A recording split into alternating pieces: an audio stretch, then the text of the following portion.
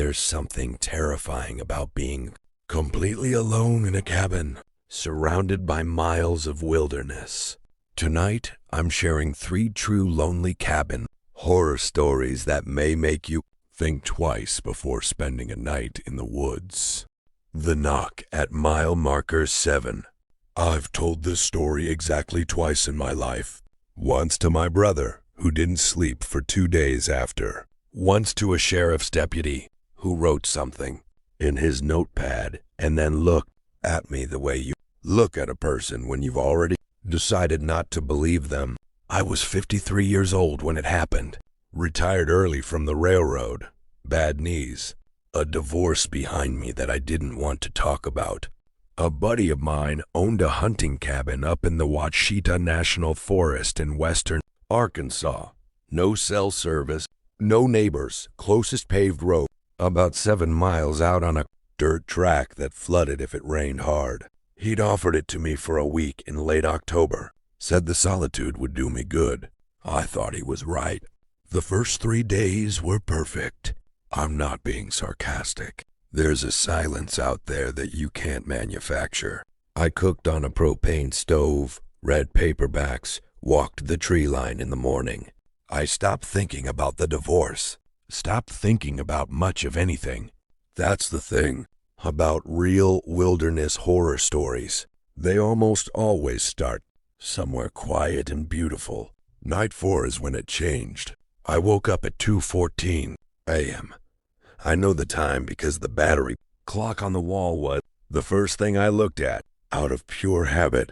I lay still in the dark for a moment, trying to figure out what had pulled me out of sleep. Then I heard it. One knock, slow and deliberate, coming from the front door. Not frantic, not like an animal bumping the wood by accident. A single, intentional knock, like someone had raised their fist, considered it, and brought it down once. I told myself it was a branch, but there was no wind that night. I'd noticed it before bed. The stillness was almost oppressive, like the forest was holding its breath. I got up, grabbed the flashlight from the nightstand, and walked to the front window. I didn't open the door. I want to be clear about that. 53 years of living had taught me at least that much. I angled the flashlight through the glass, tried to illuminate the porch. Nothing there. Dirt clearing in front, tree line about 40 feet out. My truck sitting where I'd left it. No animals, no people. The porch swing was motionless. I stood there for probably 10 minutes, watching. Then I went back to bed, told myself it was nothing. The second knock came at 3:40 a.m. Same sound, same deliberate weight to it. I was on my feet before I was fully awake. This time I noticed something I'd missed before. My truck, and I want you to understand, it was a clear night, almost full moon. My truck was sitting at a slightly different angle than I'd left it. Not driven, not moved far, but the front end was pointed maybe 15 degrees differently than it had been. Like someone had tried the door, found it locked, and leaned against the hood in the dark. I checked every window in that cabin without turning on a single interior light. If someone was out there, I didn't want them to see me seeing them. That's another thing age teaches you. What I found on the south-facing window stopped my blood cold. There was a handprint on the glass, on the outside, lower than I would have expected. Like whoever made it had been crouching or was shorter than average. The fingers were spread wide. It wasn't there when I'd gone to bed. I know because I'd latched that window myself and would have seen it. I didn't sleep again that night. Sat in the corner chair with a hunting knife and waited for sunrise. In the morning I walked the perimeter of the cabin. The ground was soft from rain 2 days earlier. On the south side, directly under that window, I found boot prints, 2 sets, both pointing toward the cabin. Neither set pointed away. I searched the tree line. I walked the property. I found nothing else. I packed up and left before noon. When I told the deputy about the prints, he drove out with me to look. By then it had rained again overnight. They were gone. He told me people sometimes wander out of those woods confused, hikers who've lost their way, sometimes worse. He said if it happened again, call 911 even without cell service, drive until I had a bar and pull over. I asked him what he thought about the boot prints that didn't lead back into the trees. He looked at his notepad for a long time. Sometimes the ground dries uneven, he said finally. I haven't been back to that cabin. I don't think I ever will, but I still think about those 2 sets of prints some nights. Who put them there, where they went, and whether someone was watching from those trees while I searched, quiet and still as the forest around them, waiting for me to stop looking. Story 2. What the radio said. This one comes from a woman I'll call Della. She asked me not to use her real name.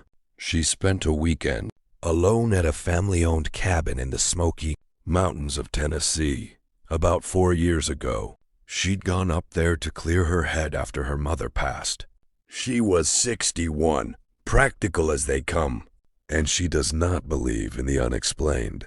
Or she didn't. The cabin had an old transistor radio, the kind with a dial you turn by hand. She got it working the first evening, found a station playing classic country, and left it on low while she made dinner.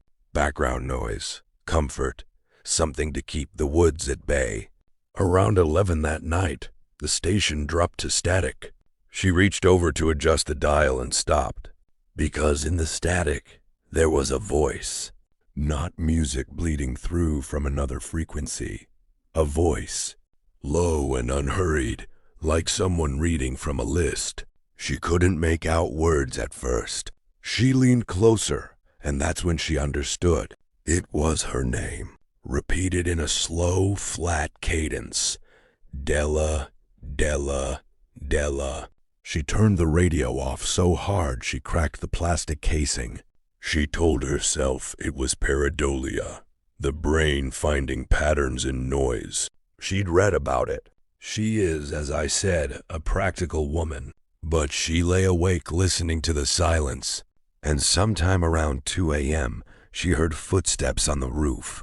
Not branches, not squirrels, footsteps, the measured, 2-footed gait of something that walked upright, moving slowly from one end of the roof to the other, then stopping directly above her bed.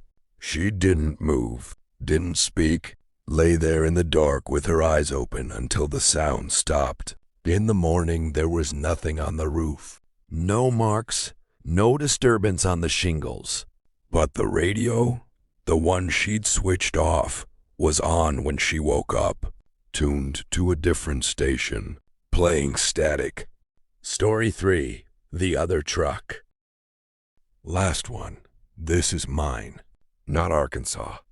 This one happened to a man I know personally, a retired game warden, 67 years old, who spent 3 nights alone at a cabin he rented near the Boundary Waters in northern Minnesota.